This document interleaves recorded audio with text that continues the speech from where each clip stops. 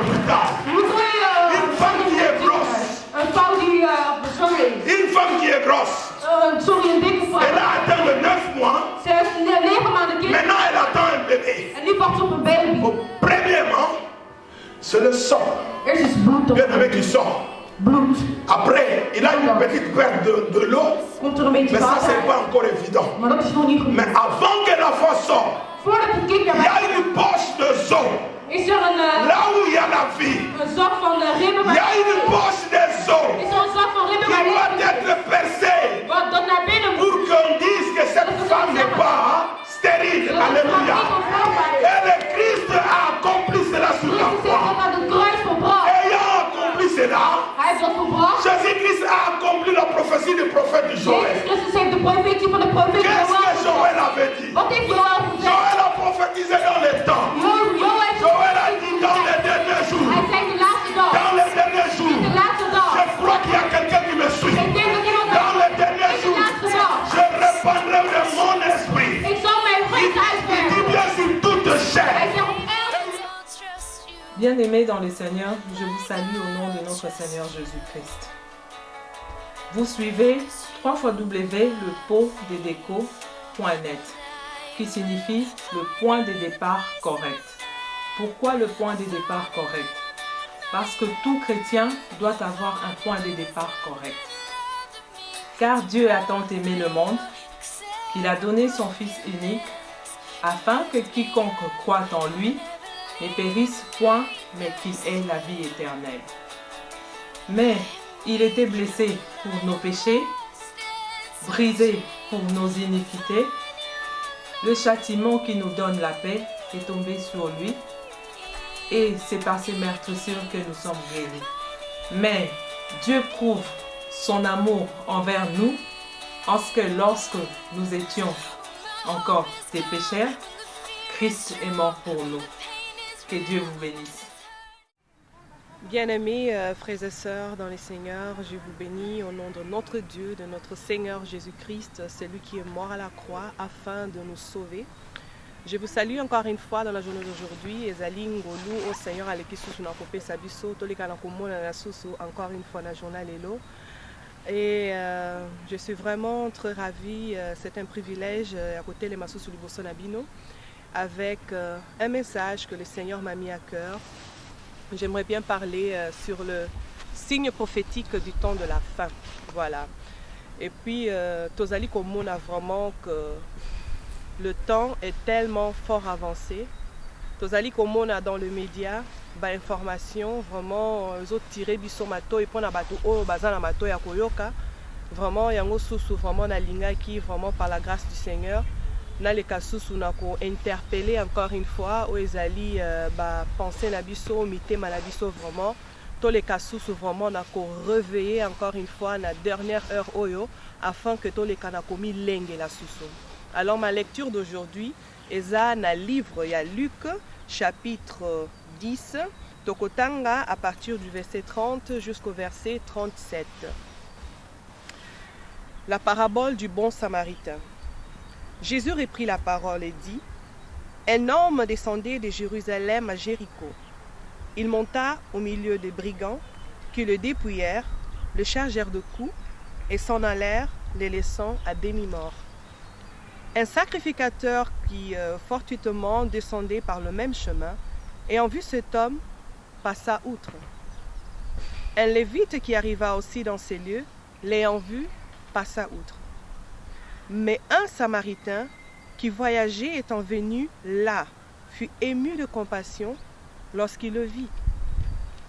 Il s'approcha et banda ses plaies, en y versant d'huile et du vin, puis il le mit sur sa propre monture, le conduisit à une hôtellerie et prit soin de lui. Bokangi, hôtellerie. Le lendemain, il tira 2 deniers, le donna à l'hôte et dit: aie soin de lui, et ce que tu dépenseras de plus, je te le rendrai à mon retour. Lequel de ces 3 te semble avoir été le prochain de celui qui était tombé au milieu de brigands?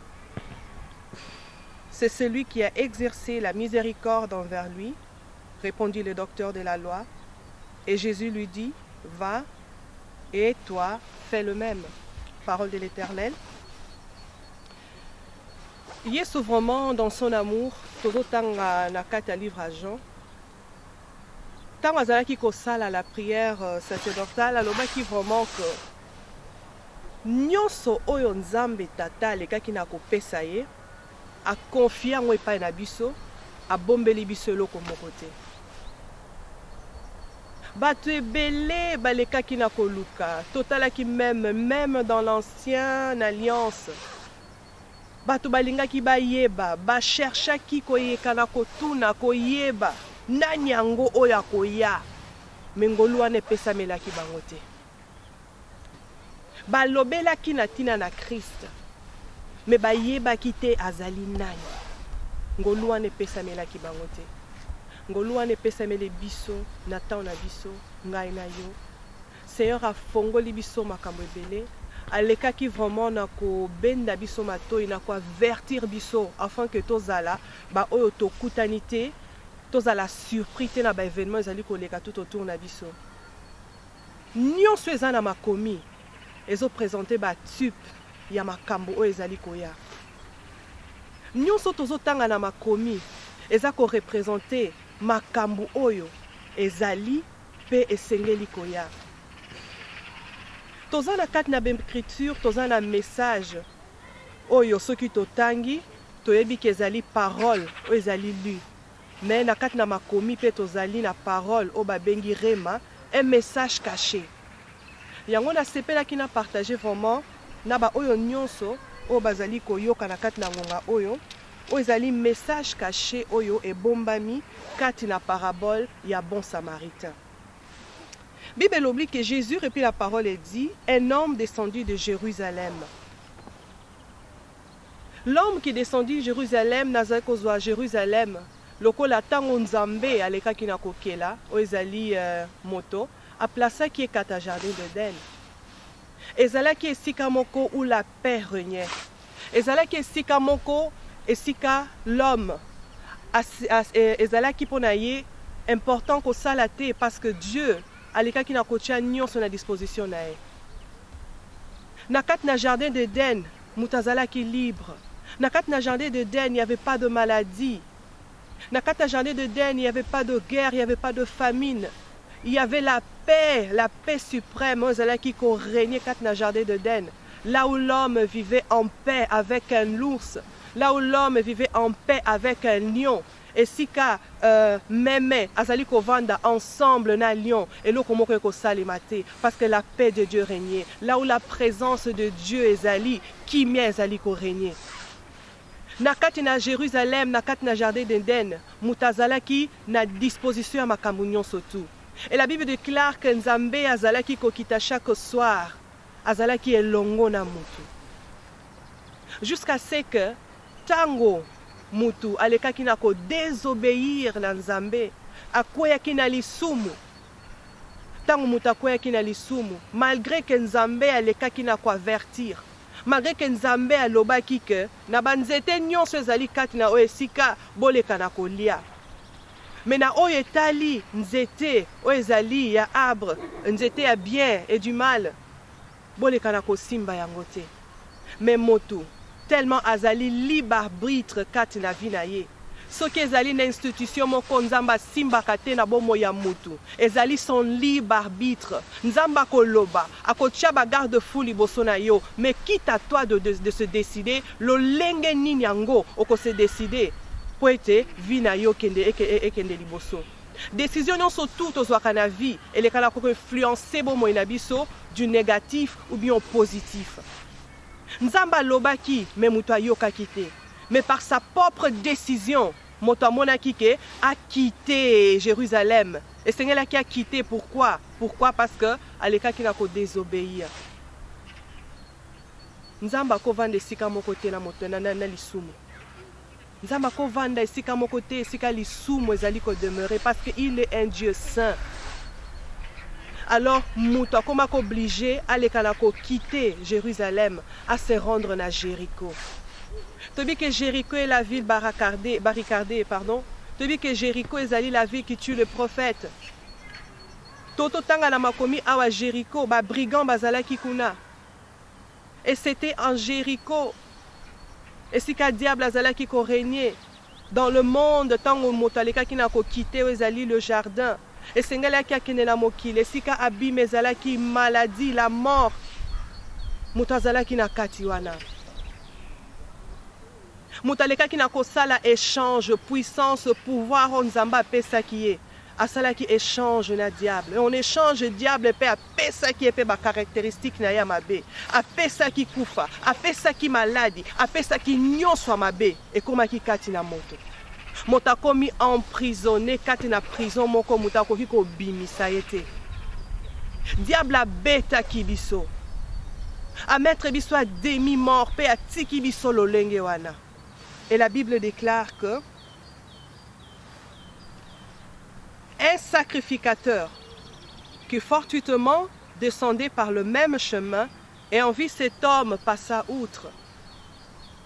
Na bolingo na nzambe malgré ka monaki que moto ye moto akimaki liboso na ye akimaki présence na ye akwesamaki na lisumu. Mais bolingo na nzambe azalaki toujours ko chercher par un moyen lolenge nini ko récupérer homme pour na zongisa ye na état d'origine o azalaki nango na kati na jardin d'Éden. Nzambe ameki par des sacrificateurs.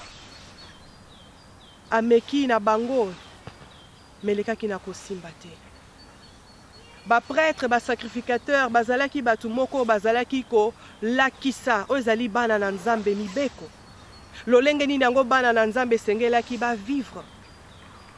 Ba prêtre bazalaki ko apporter peuple na expiation ya masumu na bango liboso na nzambe au travers makila.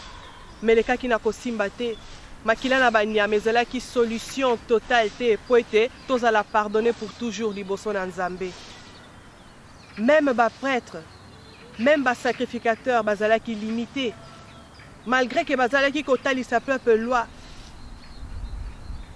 mais nyonso tuana ezalaki limité. Même cette loi-là, la Bible dit ezotalisa biso que loi ezalaki ko révéler le péché à l'homme, loi ezalaki ko sauver motu moko te. Prêtre, sacrificateur, akokaki ko sauver te parce que ye moko même azalaki ko dépendre na nzambe. Bible lobi encore que un lévite sous saleka qui n'a koleka. Mais la Bible dit que même le lévite passa outre. Ba lévite bazalaki ba oyo bazalaki mise à part pour la musala katna sanctuaire. Au travers bango nzambe pe monaki ke amekata. Peut-être na nzela na bango pe bato bazala sauver. Mais même ba lévite bazalaki limité. Tango peuple koya na ba offrande na bango na parvi ba lévite ba kozwa yango ba bongisi yango ba égorger nyama makila ba pesi pa ya sacrificateur. Mais nyonso wana ezalaki solution te, bazalaki toujours limité. Pourquoi? Parce que même ba sacrificateur, ba prêtre, même ba lévite bazalaki toujours na se ya nguya o ezalaki kokanga pe kangaka batu nyonso tout avant que Christ n'est venu. Bango nyonso tout bazalaki pe esclave du péché. Bango nyonso tout pe bazalaki na kati ya prison ya diable. Eza lokola moi maman moka yibi. Après avoir koyiba bakangi ye l'état est lobike ou bien tribunal est lobike, il faut à côté à prison. Bapesi maman a 15 ans de prison, 20 ans de prison, 30 ans de prison selon crime alega qui n'a qu'à commettre. Mais il y a qui se retrouve que maman wana nzoka tanga zo sala makambo wana akuta makina zemi. Maman na ke kota prison. À côté prison na zemi na ye. L'état koleka na ko sala ngolu te parce qu'azana zemi abima prison non. Azana katia prison, il faut subir makambo na katia prison. Et ko sala ke mwana wana pe abotami na katia prison. Mais ce qui totali bien moi na sali ne lo côté moi na commettre ne crime maman na été mais abimine ezali victime ya makambo maman na leka ki na kosala tango bakoya kotike la maman na kati na prison biloko kolia il faut pe bakanisela mwana na mais mwana na za innocent mais pour na innocence ezala prouver il faut senga mutu moko auta libanda, un avocat auta libanda pour être aya ko intervenir pour la cause ya mwana ana. Et c'est ainsi que Yesu babengi le bon samaritain. Balobaki azalaki koya, mais il était de passage. Aoutaki quelque part, azalaki koya, il était de passage. Et sengela kite atika la kat na esika wana. Bible lobi que un samaritain qui voyageait était venu là, fut ému de compassion lorsqu'il vit. Il s'approcha et banda ses plaies, et il renversa d'huile et du vin, puis il les mit sous sa propre monture. Yesu azalaki de passage amonaki biso na etani nango tozalaki. Nzamba luki tellement ko banda na livre Malachi, pardon, na livre Genèse ti Malachi azoluka quel moyen o akoki ko utiliser pour na ko sauver l'homme. Ameka ki na nzela ya batu esimbaki te, batu bazalaki toujours emprisonnés. Parce que batu nyonso tu bazali ko porter o ezali semence wana o ekangi biso nyonso, parce que tout le monde a outé pas Adam na Ève. Bible lobi na Genèse 3:20 lobi que Ève comme on a vie, pe azali la mère de tout être humain. Tellement bangonde batu basumuka ki biso tozali ko subir ezali conséquences bango basala ki tozali biso nyonso tu ba prisonnier kat na monde oyo. Et sengela ki mutu libanda aya, un avocat ya libanda aya pour intervenir na kana biso. Et c'est ainsi que le bon samaritain Jésus est venu. Il était en voyage, azalaki de passage. Aye amoni biso na etana biso. Ayoki mawa. Azui biso na eta wana tozalaki na yango. Bible lobi que abandé ba ple na biso. Makila na Yesu Masia est racheté biso, abandé ba ple na biso. Ce qui est là, bengami bassin, ce n'est pas parce que tu es parfait dans tout ce que nous faisons, mais c'est le sang de Jésus. Oh, le cas qui n'a qu'au bandé nos plaies, yangonde moutezali ko komisa biso saint devant le Seigneur. Mais tant à longo libiso na mabele wana siko tozalaki, Bible lobi que il le conduisit à l'hôtellerie. Tant nzamba zali ko longo la biso dans le monde et sika tozalaki emprisonné parce que kotika biso esika wana te. Eza lokola na kati na autoroute accident moko esalami, mutu aye ko aider yo amoni ke ozalaki vraiment coincé na kati ya voiture. Malgré kakoki ko bimisa yo, mais akotika yo wana te, il faut abenga ambulance, il faut ba conduire yo na hôpital. Baleka na kosala yo contrôle, kotala vraiment ce qui tout va bien avec toi. C'est la même chose que Christ a fait. Tant akuta biso na mabele wana na kati ya monde, alongoli biso wana, aleki na komema biso na kati ya hôtellerie. Et l'hôtellerie, c'est l'église. C'est l'église de Dieu. Okolo bateke, oza sauvé, oza mwana nzambe motika la kaka na mokili. Non, il faut y na kati na église. Et puis c'est pas tout na kati na église, parce que l'église c'est rien qu'un bâtiment. Et ça juste un bâtiment. Non na monate ke hôpital, kaka ne ba bengi hôpital wana bâtiment wana. Et déplacer et ça la mouvement pour prendre soin de malade. Non. La nécessité d'un docteur est très important. Et c'est pareil. Tant que Yesu a memi mutukati na hôtellerie, la Bible dit qu'à pesa qui est na maboko ya hôte. Tant que mutakoti na kati ya bâtiment ezali hôpital et senga la présence à docteur pour prendre soin ya malade. Yesu aye na biso kati na hôtellerie, pe apesi biso na kati ya maboko ya hôte. L'hôte c'est le Saint-Esprit. Ma combien lobi ete tango apesi na maboko na hôte, ma lo combien lobi que le lendemain il tira 2 deniers. 2 deniers. Tokota l'importance de 2 deniers wana soki lingolo banini yango. Tozana 5 dispensations na sima na biso si tolekisi. Et la dispensation auquel nous nous trouvons est la dispensation et la grâce qui va très bientôt prendre sa fin.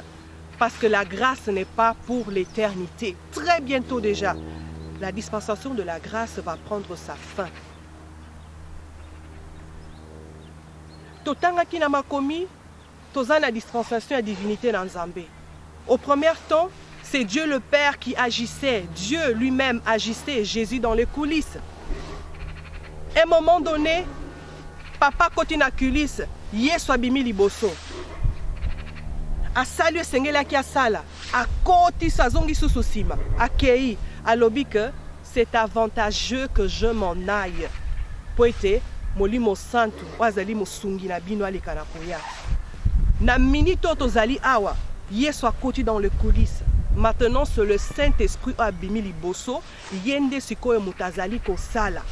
Yango Christ alobaki que il ne parlera pas de lui-même, il parlera de moi, parce que le Saint-Esprit c'est Dieu lui-même. Et là, il y avait le temps que le Père agissait, il y avait le temps que Jésus avait agi, et maintenant, dans la dispensation à Saint-Esprit, c'est le temps où le Saint-Esprit est en temps d'agir. Ça veut dire que nous dépendons du Saint-Esprit.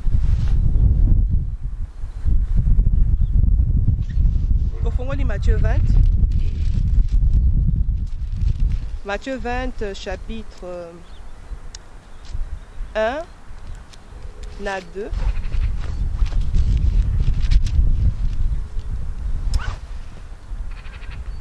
La parabole des ouvriers. Car le royaume des cieux est semblable à un maître de sa maison qui sortit dès le matin afin de louer les ouvriers pour sa vigne. Il vint avec eux d'un denier par jour et il les envoya à sa vigne. Tolingaki awato retiré o ezali signification il y a 2 deniers. Oyo le bon samaritain oyo Christ apesaki pa ya hôte apesaki pa Saint-Esprit. Awato yeko découvrir déjà que un denier elingoloba mukolomoko eza prix ya mukolomoko. To avancer toke na épître à Pierre, deuxième épître à Pierre, chapitre 3, verset 8. 2 Pierre 3, verset 8. Bibelobi. Mais il est une chose, bien-aimée, que vous ne devez pas ignorer. Apôtre Pierre, abazo benda biso matoya lobi kezana likambu moko oyo tosengeli te tozala comment dirais-je, qui dit banayango, tozala vraiment, to ignorer en côté. Et c'est très important, to ignorer en côté, que c'est que devant les seigneurs, un jour, toti kota la kuna na Matthieu 20, verset 2, balobi que un denier, eza na valeur il y a un jour.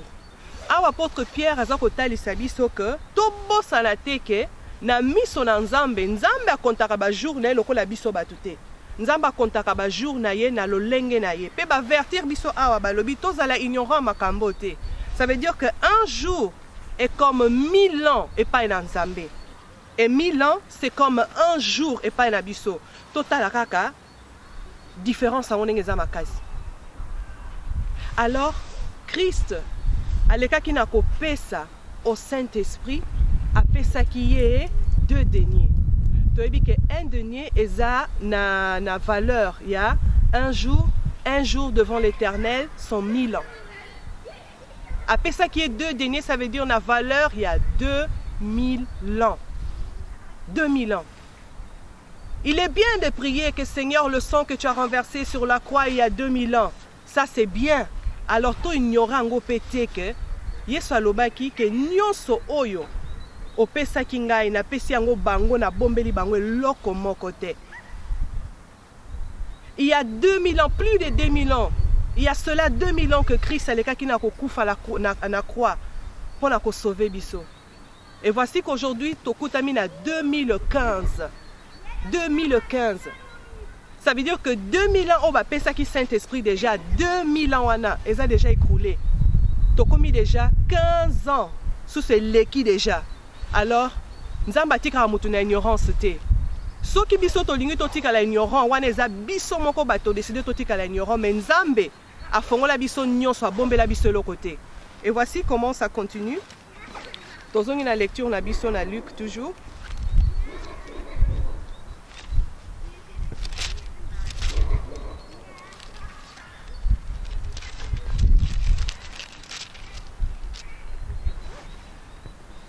Le bon samaritain ABC hôte.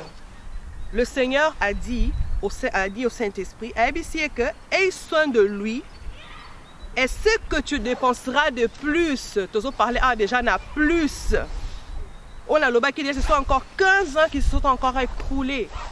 De plus, à l'objet que je te le rendrai à mon retour. Ça veut dire que Jésus dit qu'il va retourner. Jésus dit qu'il va revenir. Pour la oyo et si ba bungisa espoir que depuis boté akaye swango ke azoya ayaka na epe kakate. Mais nyonso mokile koleka. Liloba na Nzambe e koleka te. Sa parole reste oui et amen. Et le Seigneur a dit qu'il reviendra. Nous ne savons ni l'heure, nous ne savons ni le jour. Mais à Tikibiso na maboko ya hôte, à Tikibiso na maboko ya Saint-Esprit. Ça veut dire que Saint-Esprit na tango to komi na kat na dispensation oyo Saint-Esprit azali vraiment indispensable. Indispensable. Ce n'est pas en vain que Christ a Tikibiso na maboko na Saint-Esprit. Même les pasteurs, nos frères et sœurs, peu importe don, tout ce qu'ils ont, tout ce qu'ils font pour le Seigneur, mais eux aussi, ils dépendent du Saint-Esprit. Il n'y a que le Saint-Esprit afin que quand le Seigneur akoya, akutabiso toza prêt. Toko négliger Saint-Esprit na katiabo mo ela bisote. C'est très important. Ça veut dire que dernier temps oyo tozali ko vivre exactement il y a prolongation. N'a eu exemple parce que la Bible dit que la nature même elle vous enseigne-t-elle pas? Totali kaka pour la bandeko oyo balinga kotala match. Match à foot ezalaka 45 minutes au doublé, 90 minutes. Mais ceux qui ont 90 minutes, ils ont normalement la règle normale que, et puis si peut-être égalité, il y a une prolongation. Et à présent, on a la prolongation, et ça a 4 minutes. 4 minutes, il faut faire ça le meilleur de même à la dernière minute. Force na bangwa souka ba le kana ko bimisango. Souffla souka ba le kana ko bimisango. Mais bakoye bandenge nini ngwana parce que moko zoki mambango zotala RT parce que ba penser na yo est juste focaliser que au marqué but au empêcher au mona batu mususu ba le kana ko kotisa but pa na bino. Bozo courir bozo se concentrer na montre te. Mais bakoye bandenge nini ngo que match esili, moment na prolongation esili. Tango arbitre akozwa souffler la munoko na ye. Match esili. Et le monde nous enseigne. Ceux qui arbitrent à Zobeta siffler pour arrêter le match, ça veut dire que le temps est fini. Alors la Bible dit que la trompette sonnera. Tozali kozela et te trompette en Zambé les kanako sonner afin que nous surtout et s'arrêter. Le moment de la grâce est fini. Alors c'est alors que oyo bonga makinde bakozala emmené dans le désert ba lekende na komona oyezali Christ dans le désert. Mais si maintenant tu te confies pas à l'autre, tu te confies pas au Saint-Esprit, lo lenge nini yango olingi koyoka le son de la trompette. Soki ti lelo tozali attaché na makambo nzoto. Le lengeni nango to se préparer en conséquence pour un retour à Christ. Bien aimé dans le Seigneur, tu ignorais tant auto commis nango te pour le moment. Le soir est arrivé. Mal est commis accru. Ma bé est commis sous sa bombe à tête aux hommes na internet. Nos frères et sœurs, au bazali persécutés partout dans le monde. Tozali komona lo lenge bazali ko kata bango mitu pe bato ba yebi te ko bomba muteza un meurtre mais bazali susu na ko banga te bazali ko poster ngo na ba YouTube ko poster ngo na ba internet que le monde voit bazana ko banga te ke na to bomba mutu ba ko kanganga non parce que c'est leur moment c'est leur temps ils attendent na bango ya ko agir eza tangu na bango siko mabebi masusu makasi ba mona bango ba yeba bango. Mais quant à nous frères et sœurs, totiki espérance ango wapi. Tout s'est préparé pour le repos. C'est pas l'homme extérieur on zambaza lango pour ça.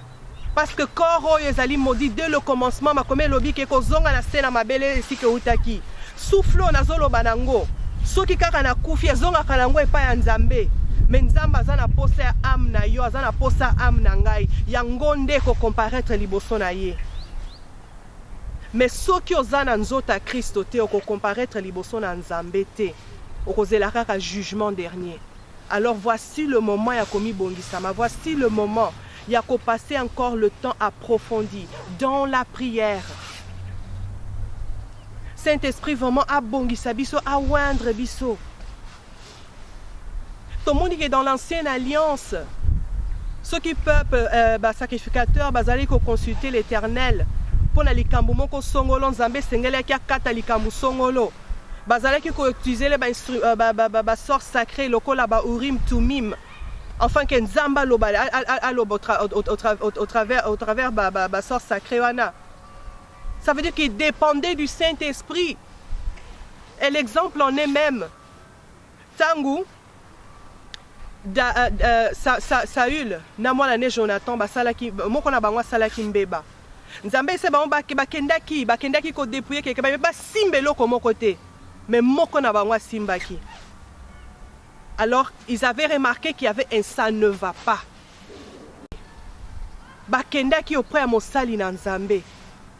Bakendaki ko consulter Urim Tumim nzamba lekana koloba mais nzambe aboyaki koloba mbala moko ba comprenaki parce que bazalaki na enseignement wana. Ça veut dire que mutu moko kati na biso awa asalaki mbeba. Peuple kendaki na ngambo mususu, Saül na Jonathan bakendaki na ngambo mususu. Soki ezanga mwana na ngai to ngamu nasalaki likambo ngo tokokufa. Jonathan mwana na ngapi akokufa. Nzamba lekana koloba nani yango asalaki likambo wana. Alors tangu nzamba lobaki, ça veut dire que péché ezalaki comme péché nzamba lekana koloba. À partir à wana bayebaki que yen ça ne va pas. Alors esengelaki ke mutu wana asalaki mbeba azala à l'écart pour que nzamba lekana koloba. Comme cela a été auparavant, cela est encore aujourd'hui. Nzambe alekaka na kohabiter te sika lisumu ezali. Saint-Esprit katina yo akoyi ko fuluka te soki okangami na lisumu linko tika te, ça ne marchera pas. Ezo senga ko se débarrasser na eloko wana afin que Nzambe alekana ko agir katina bomoi na yo. Et quand ils se sont débarrassés na likambwana vérité bimaki, ça veut dire que Jonathan alekaki na ko simba o ezalaki na nzete moko buya miel amekaki yango achela ngona munoko, tandis que c'était une interdiction bapekisaki ye. Yende mtazalaki la personne asalaki mabe. Il fallait dire la vérité pour se débarrasser de cela. Mais les lots tolinko se débarrasser na makambo mabete. Plusieurs bakanisarake parce que na salaki ndumbate, na yibakate, na fingakate, na bundakate, pour na bango c'est bon, sanctification sukiwana. Non. Et bon l'homme intérieur parce que oyazali banda, azane kaka capsule enveloppe à pamba. Mais muto azana katina yo. Ozo soigner lo lenge nini? Okozala na jalousie à mutu, mais tango affronter mutango face à face, au pesier sourire. Mais nzamba zo mona lo lenge motema no nyonga mina kati. Lo lenge motema no sui na kati. Lo ndenge o manifester jalousie na kati ya motema nao. Okomona mutu, otali pebisi, ah mon frère. Likambo sali eza bien beau, ah eza bien félicité, mais na kati ya motema na yo, o sepeli na bénédiction moninga te. Et ce sont ça, biloko ya lolenge wana o ba péché o batu ba mona kate, mais oyo nzamba zo mona, yango ne nzamba lingi to se débarrasser na makambo wana. Devant le gens, oza très bien, mais nzamba zo mona koza hypocrite. Nzamba zo mona ke sengeli lo lekana na brisement. Mais eza ba péché intérieur o tolingi ko se débarrasser na ngote. Et aussi longtemps que tolingi ko se débarrasser na ngote eza passe. Parce que nous avons la parole. Jean 17, 17, Jésus dit que purifiez-le par la vérité. Et la vérité est la parole. Alors, ceux qui tozali kotika parole est transformée bisoté. Ceux qui tozali kotika parole et vanda kati na mitema na bisoté comme a part à vie na biso. Tokozwa pe part na repos éternel te.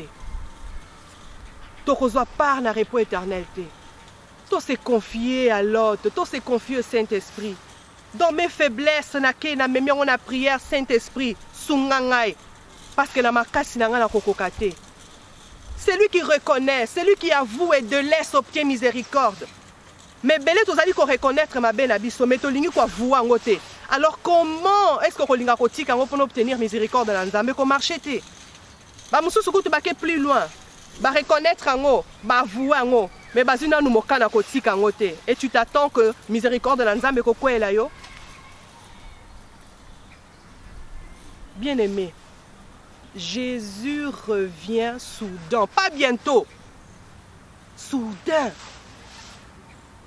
Alors position nangana yoza lolenge nini. Total monde lolenge ezali ko tourner, makambu chaque jour ezali ko changer. Alors le temps est proche, plus proche que jamais. Toza vraiment n'attend à prolongation, moment prolongation vraiment. Tomita la katina biso. Nzamba lingi biso. Nzamba lingi biso. D'un amour inconditionnel. Apesi biso un cadeau gratuit.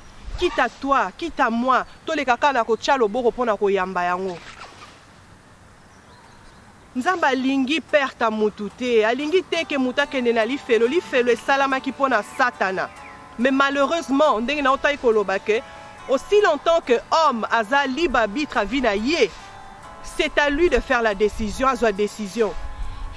Yango tozo mona ke diable azo mema batu na lifelo parce que décision à batu. Ezali vraiment au contraire na o nzamba zali koluka na bomo na mutu. Mais tala bolingo na nzambe oyo, malgré que biso ba oyo nde toza batu masumu, mais aluka qui toujours un moyen de nous sauver. Et maintenant que Christ est là pour le salut de l'humanité, mais a toujours na bateau bazali ko se décider ba vivre vie na bango sans Christ. Il y a un danger. Romains 1 à partir à 18, ti na ba 29 30 kune lobi que la colère de Dieu ko quitter la batunyon soto bazali ko vivre kati na injustice. Kuna ba kabolité, oh mon Christo. Oh bapaya non, mutu oyo nyonso azali ko vivre na justice na nzambe te à cause de la juger sévèrement. Et puis pour la kanisara ke le ciel est réservé kaka na ba chrétien, ça c'est faux. Ciel est allé réservé pour na ba juste. C'est pas en vain à lobby que cherchez d'abord le royaume des cieux et sa justice, toujours la justice de Dieu. La justice de Dieu, Nzamba lingi ba juste, parce que lui-même il était juste. Nous avons le Saint-Esprit, nous avons le Saint-Esprit Lot. Pourquoi ne pas nous confier à lui? Bien-aimés, réveillez-vous, réveillez-vous, réveillez-vous. Dans les médias, les scientifiques ont retrouvé une horloge nucléaire. Tout ce temps, dans le monde, une horloge. C'est maintenant que va découvrir l'horloge Joana. Selon eux, il y a quelque chose qui arrive pour l'humanité tout entière. Wana est un scientifique qui va passer le bango. Pena katina montre wana batangi 23h57. 23h57, 3 minutes pour la minuit. Ceux qui écoutent le monde, au bazali aveuglé na makamba bonzambe, bazali ko comprendre que et loko moko ezoye la monde. Alors biso ba oyo toyebi parole, Christ alobi ka bombeli biso lo côté ayebisi biso nyonso. Na l'ICC, il y a 10 vierges. Christ a kolobate. Makomé lobi était à minuit. Et pour aller kaki na koya. À minuit, trompette sonna qui est pour akitaki. Horloge nucléaire lobby 23h57.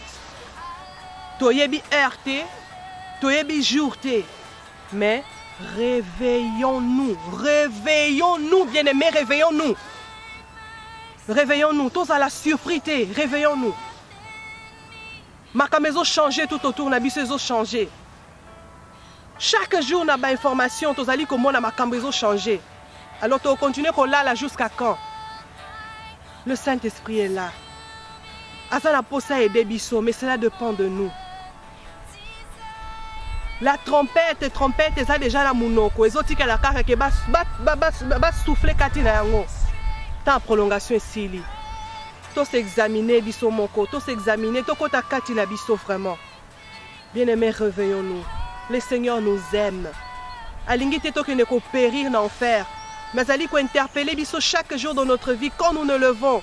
Le bas que Seigneur na journal et le Seigneur n'a la faiblesse quelque part. Circoncis mon thé mananga et papa. N'a se débarrasser de quelque chose qui peut empêcher la gloire na yo. Et le Seigneur le fera parce que tu reconnais ta faiblesse. Tu demandes secours.